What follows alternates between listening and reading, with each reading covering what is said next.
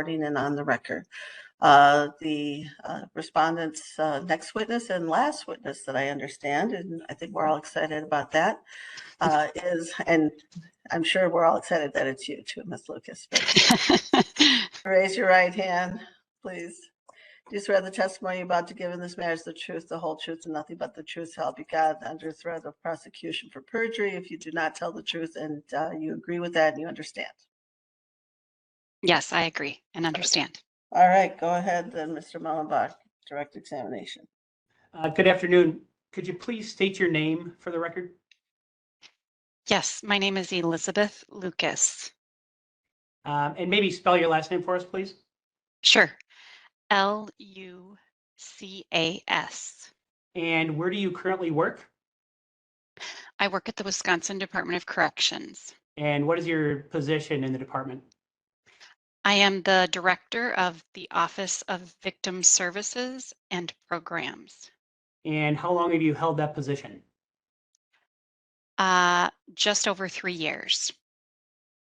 So were you in that position on April 16th, 2020? Yes, I was. Okay. Can you just please start off by giving us a brief summary of the Office of Victim Services and Programs, what it is and what it does? Sure. We are an office that works primarily with victims of crime who are associated with an offender who is either in a DOC prison or facility or is on community supervision under DOC care. And we provide them support, information, as well as notifications regarding offender status and their rights. Okay. And are you aware of an escape that occurred from Columbia Correctional Institution on April 16th, 2020? Yes, I am. And how did you become aware of that escape? I received a phone call from Jared Hoy and Chrissy Preston the morning of, I believe it was the 16th. It was about 7 a.m. that morning. Okay. Did anyone from Columbia Correctional Institution ever reach out to you? No, they did not. To your knowledge, did anyone from Columbia Correctional Institution reach out to anyone, any one of the members of your staff? Not to my knowledge. Okay, can you just please explain why it's important that the Office of Victim Services and Programs be contacted as soon as possible after an escape occurs? Yes, I think there are probably 3 main reasons that it's important that the Office of Victim Services and Programs are contacted immediately after an escape. The first and primary reason is physical safety of any victims that might be enrolled with my office and receive services from my office. Our most immediate concern would be, are they physically safe? Do the persons in our care that escaped the facility have access to them or their workplace or their home? The second reason I think it's important is the potential re-traumatization that this could cause to any victims that are associated with those that have escaped. Specifically, I would say if a victim were to hear of the escape or learn of the escape elsewhere, for example, on the news, that could be very traumatizing for someone and put them into sort of some negative spaces, especially coming from a news outlet. It would be less traumatizing, I think, coming from me or my staff where we are trauma trained and trauma informed to provide that information. And then the third reason I would say it's important is my staff and I actually have a statutory obligation to notify victims of an escape under Chapter 950, which is the Wisconsin Bill of Rights for Victims of Crime. Were there any victims associated with the April 16th, 2020 escape from Columbia Correctional? Yes, there were. Do you remember how many? I believe there were 3 enrolled for, I can't recall the last name, the one that starts with a D. I believe there were 3 enrolled, and I believe there were 2 enrolled for, I think it's Mr. Newman, perhaps was the other one. Okay, and just you weren't aware of this. I forgot to warn you.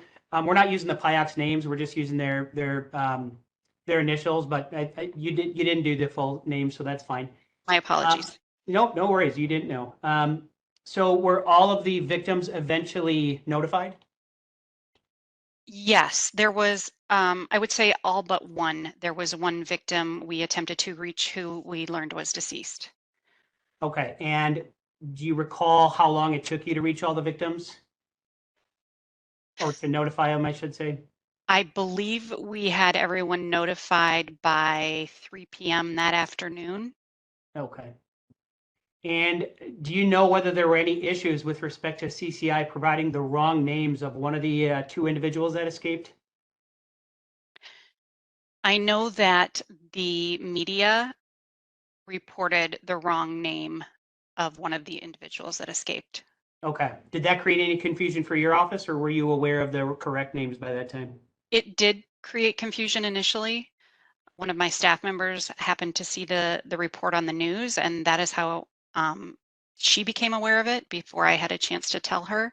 And so she immediately, we actually had another person in our care under that actual name. So she notified that victim, and it was the incorrect victim. So the wrong victim was notified? Correct. Okay. That's all I have, Judge. Okay, Cross, Mr. Cross. Great, Hitchcock Cross. Well, so when was this wrong victim? When were they notified? What time of the day? Sometime in the morning that day. Okay, what time?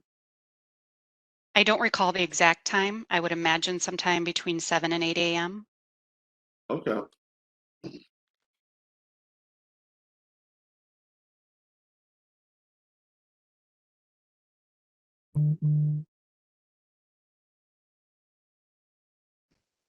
And how many escapes from a maximum security prison have you had during your time? I believe that was the only one from a maximum. I would have to look at my files, but I believe that was the only one. How long have you been doing that job? This position or the field? How about just this position? Just over 3 years. Okay.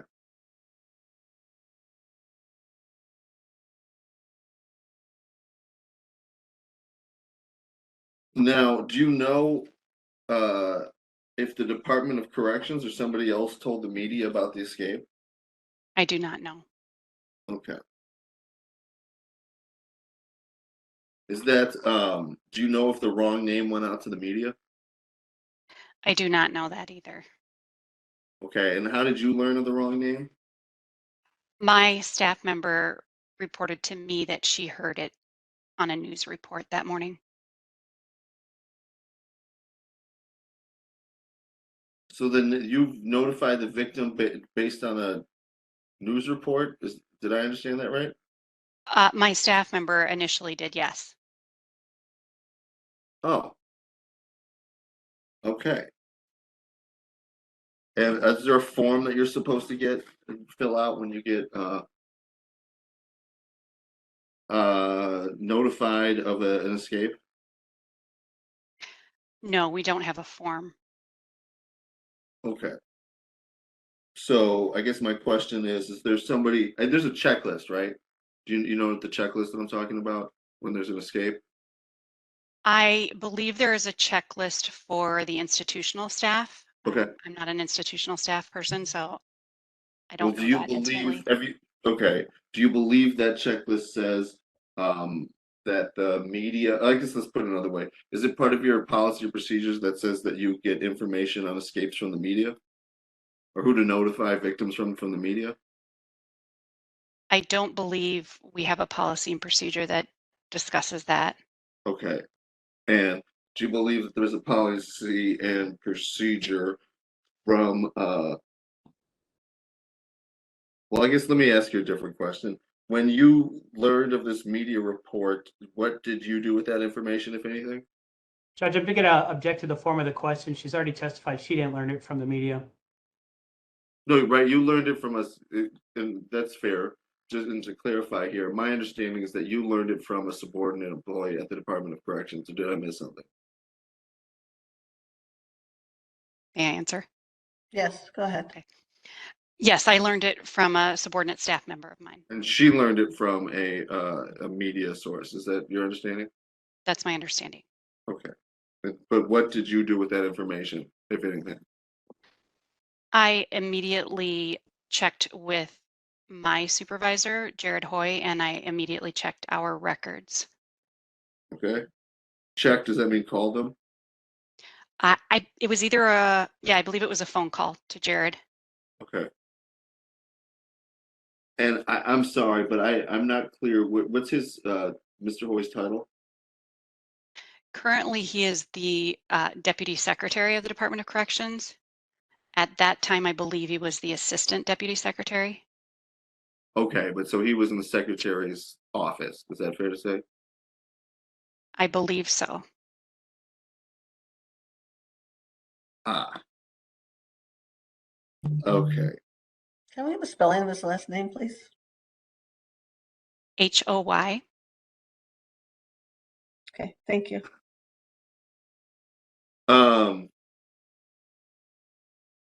So when you talked to Mr. Hoy, do you believe that that was the first that he had heard of this escape?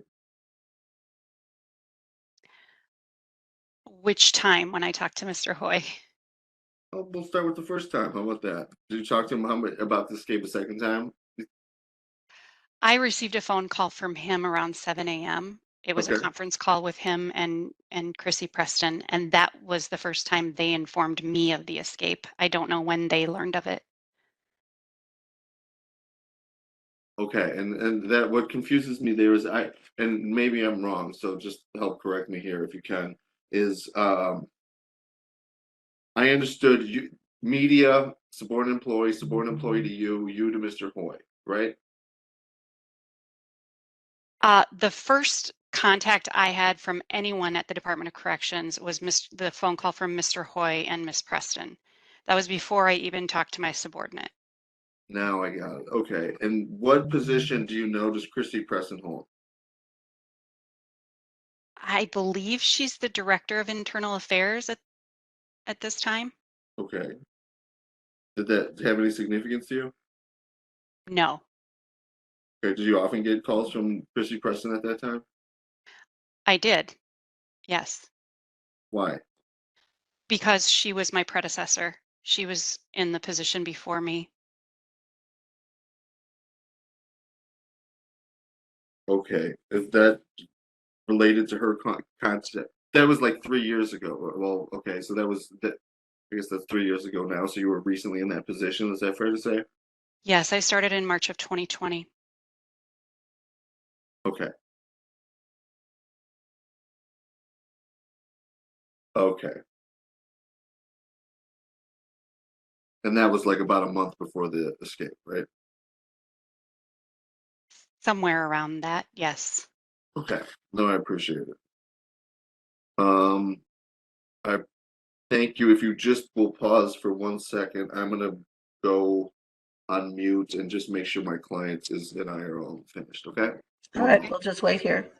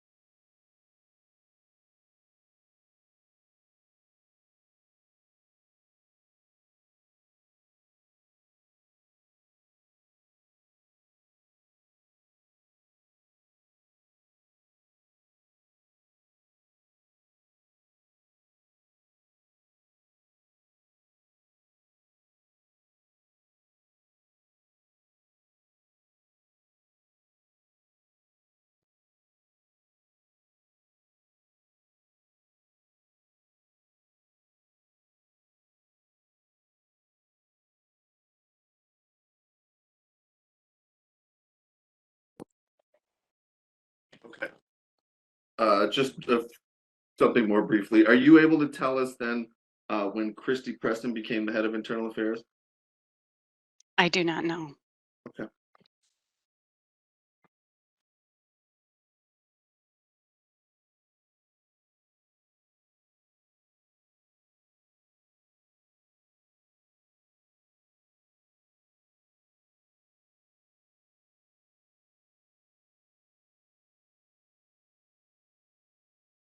At any time before contacting the incorrect victim, did anybody from your office reach out to the Columbia Correctional Institution about who had actually escaped?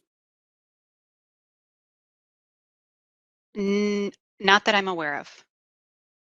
Okay, but you'll admit with me that that would have prevented an issue, helped prevent an issue of the wrong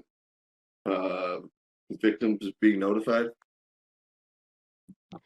I can't say if that would or would not have. Okay, thank you very much. I don't have any more questions. All right, Mr. Sorry, Mr. Mullenbach, any to redirect? I have nothing based on that, Judge.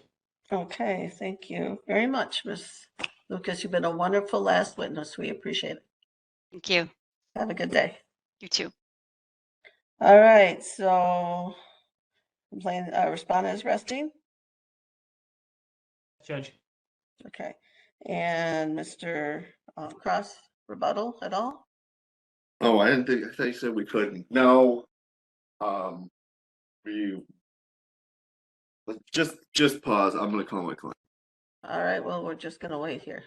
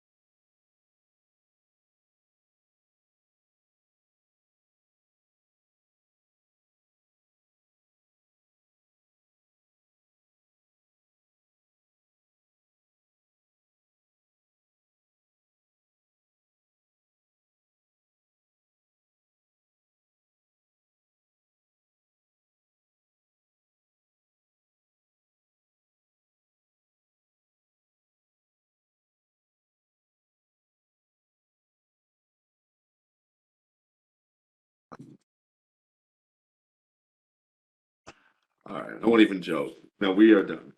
All Thank you. right, great.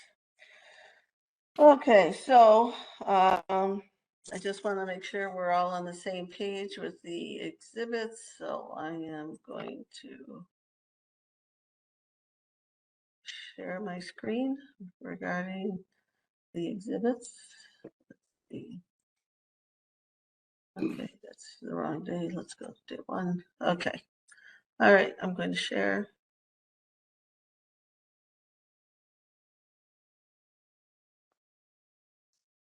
Okay. So this is my list of the exhibits you can see them. So they're both Right. easy to see. Well, So we this is got my the- day we one. we got the prison forum blog admitted with during Novak's testimony when we put it in for the fact of what she understood it to mean and what she read and what she knew. So we No, didn't I get- didn't agree to put it in. What I did is I said her testimony could stand regarding that. I didn't say the document could come in. So the testimony from Mr. Secretary Look, Carr and she Ms. testified that she got the document. I mean, that's what what you were saying. I mean, even though it's outrageous, what you ruled there in terms of Carr and excluding it was that it was excludable for the purpose of saying that that's what he said, as opposed to him coming in here and saying that he didn't say that. So, Right. okay, but we're putting it in there for the purpose of what was communicated to her and what she understood it to be and what she got. Because Okay, that is the whole point of it, isn't, you know, if there's this communication that's out there and he doesn't say that there's disputed in any way, but in whatever other purpose, if she got it and that's communicated to her and that's published, that's the point of why we put that and Reach admitted that for that purpose when we discussed it with her. So that's a totally different concept there. okay, Mr. Mulbach? Well, first of all, it was authenticity and foundation that was the issue. And if she's using it to establish what her frame of mind was, she's essentially using it as hearsay as well, because then she's using it to prove the truth of the matter asserted. And in this particular case, we don't even know who wrote that document, much less, you know, what any other authenticity issues there are.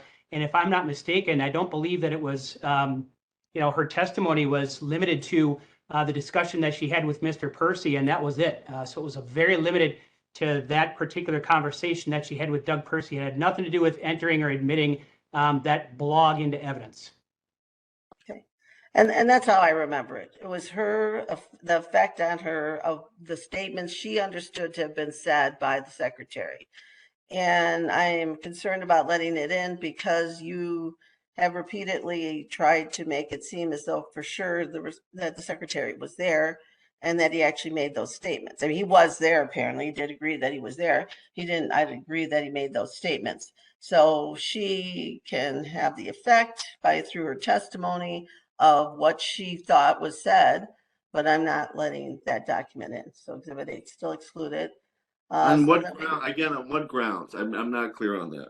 it is not, you have not proved it's real, that it's true. And I'm not going to let it in to confuse the record that the secretary actually said that. No, it's not There's no coming in. burden, there's absolutely no rule in the evidence that says that Okay. we have to prove that a document is true before we can have it admitted.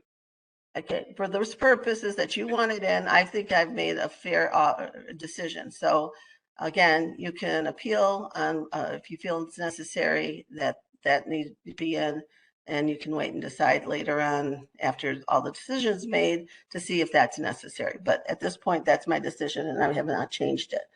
All right, so then we've got Exhibit 12. Everybody's used that, so that's admitted, but it was limited to pages that people discussed. So you've discussed a lot, so that's the thing I'll be using quite a bit because you have talked about it quite a bit.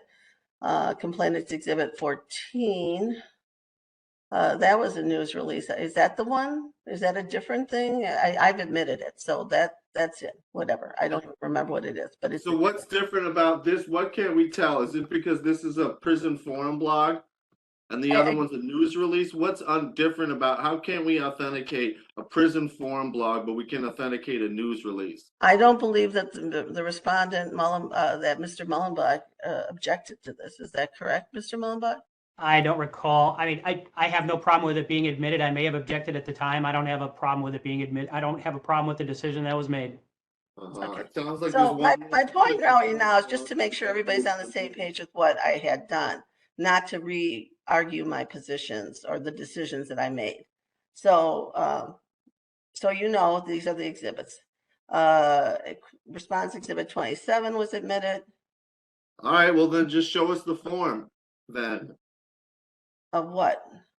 of what you've decided has been admitted and excluded, and then And we'll. then this is the form. Okay. You're looking at my log. Okay, so then I never ruled on response exhibit 23. I don't know why, if there was some, foundation issue. So as far as I'm concerned, that wasn't entered into the record unless both parties wanted it. I mean, it looks like it's just her career executive appointment letters, so I would prefer them in. I'm not sure it's critical, but yeah, I don't see where that would be overly problematic for either party. So, Mr. Cross, is this something that I don't remember why it's not in? Did I forget to mark it? Did you object? I don't remember. I couldn't say. I mean, So- I feel bound by Fowler Tech. I feel bound by Bowen and Brown. It's regretful that not everybody feels that way. Okay, so are you saying you don't want it this? That's what I mean. So unless it's it's like necessarily repetitious. Otherwise, it should be let in, as Lurk says, and what Okay, Lurk would do up to anyway you. here You anyway can- is to admit it in the record anyway, so that they have the benefit of it, so that we can argue from it. Are you agreeing to admit it or not? Right, because again, I'm saying that I'm trying to follow the law here, as this is clear, not just even on your own website. Okay, you want it Okay, and in? even the That's fine. cases that involve you It's gonna be admitted. personally and so forth. I think it's clear again, Fowler Tech, Bowen, Brown, the ones that I try to read out here, and then I get muted for those ones, for example. I feel that I'm bound by those. It's just unfortunate that others have different views. Okay, response exhibit 23 was admitted, then response exhibit 17 was admitted. And then we go to the next page, which is day 2. No documents were marked or offered that day. Respondent, day 3, I have one exhibit, respondents exhibit 9 was admitted. And then we go to day 4. I have 4 exhibits. Respondents exhibit 2 was admitted. Respondents exhibit 1 was admitted. Response exhibit 10 was admitted. And then response exhibit 20 was admitted. And then we go to day 5. We have response exhibit 5 was admitted. Respondents exhibit 14 was admitted. Respondents exhibit 16 was admitted. Respondents exhibit 8 was admitted. Response exhibit 18 was admitted. Response exhibit 6 is admitted. Respondents exhibit 7 was admitted, and respondents exhibit 3 was admitted. And then we go back to today, and we had 2 documents admitted today, response exhibit 4 and response exhibit 13. So those are all the exhibits that were admitted. You can, of course, get copies of the log if you ask for a copy of the file, or do that other thing that we have now, the portal, once I get them on there. But I don't usually do them right away because I have the secretary do something with the exhibits. But in any case, they are going to be available. And of course, now if you get the transcript, you will be able to see this at the end of the hearing. You'll be able to see all the exhibits that were admitted. Okay. So I just want you both to see and know what it was that I had admitted into the record, so everybody was clear on that. And then the transcripts will be done. Mr. Ballenbach, you had said something about getting possibly authority to do a transcript. Is that happening or not? Well, I don't know. It just depends on the cost, and I didn't know what the cost was until the hearing was over, because it's, it just all depends on that. How I'm many gonna look days? into it, so I'm gonna try. I just can't promise that that's gonna happen right now. Okay, Like well, 6, I would say maybe no, 5. and I'm going to just do a briefing schedule without that, because otherwise I'm not gonna have this thing delayed even longer, because you're gonna maybe try to get authority to do a transcript. That won't really happen. No, I'm not asking for additional time. I'm fine with going ahead right now. Okay, so we will have, uh, is it sufficient to go to, May 31st for all briefing? Yeah, that's what so I need like at least the 6th of June. Okay. Does that work for you, Mr. Mullenbach, June 6th? Yeah, that works for me. Okay, so all initial briefing must be due, that simultaneous briefing. If you don't file a brief on June 6th by 4:30, that means it did not get filed, and the others, there will be no further briefing, no further reply briefs. It'll be over. All briefing will be done. So by June 6th at 4:30, and you must send it to the other side. Otherwise, there's no ability for them to reply, so it's only fair. And then any reply briefs, again, simultaneously will be due, I'll give you to the 27th of June. That gives you 3 weeks. All right, Can you say the first The date I original. have? What was the second Yeah. date? the second date is June 27th. The first date is June 6th. Both by 4:30 and both copies to the other side. Okay, Okay, thank you. everybody's good Yep. with that? Yes. Nice to see you all. Have a good weekend. All right, thank you for working hard to get this done today. I appreciate it. Have a good day. Have a And good have a good weekend. weekend. All right, bye.